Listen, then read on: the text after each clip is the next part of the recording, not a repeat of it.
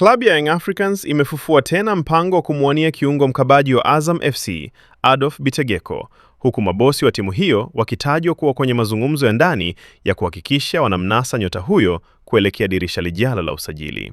Taarifa kutoka vyanzo vya karibu na mabingwa hao wa Ligi Kuu Tanzania Bara zinaeleza kuwa Yanga wameamua kurejea mezani kwa ajili ya Bitegeko baada ya kuona bado wana nafasi kubwa ya kumpata kutokana na hali ya mkataba wake ndani ya Azam FC.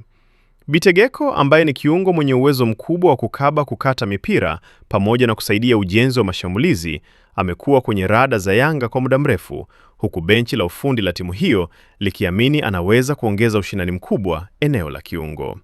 Yanga wanafahamu wazi kuwa nyota huyo mwenye umri wa miaka 27 amebakiza kipindi kifupi kwenye mkataba wake ndani ya Azam FC, jambo ambalo linampa ruhusa ya kuanza kufanya mazungumzo na klabu nyingine kabla ya mkataba wake kumalizika rasmi.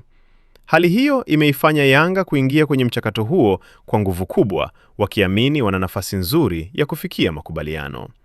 Adolf Bitegeko ni mmoja wa viungo waliokuwa wakifuatiliwa kwa karibu kutokana na uzoefu wake mkubwa ndani na nje ya Tanzania, ambapo aliwahi kucheza soka la Ulaya kabla ya kurejea Azam FC.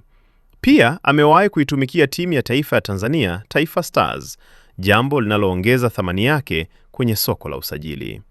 Licha ya Azam FC kutokuwa tayari kumwachia kirahisi, taarifa zinaeleza kuwa Yanga wako serious kwenye dili hilo, na tayari kuna hatua kadhaa zimeanza kuchukuliwa nyuma ya pazia kuhakikisha usajili huo unakamilika.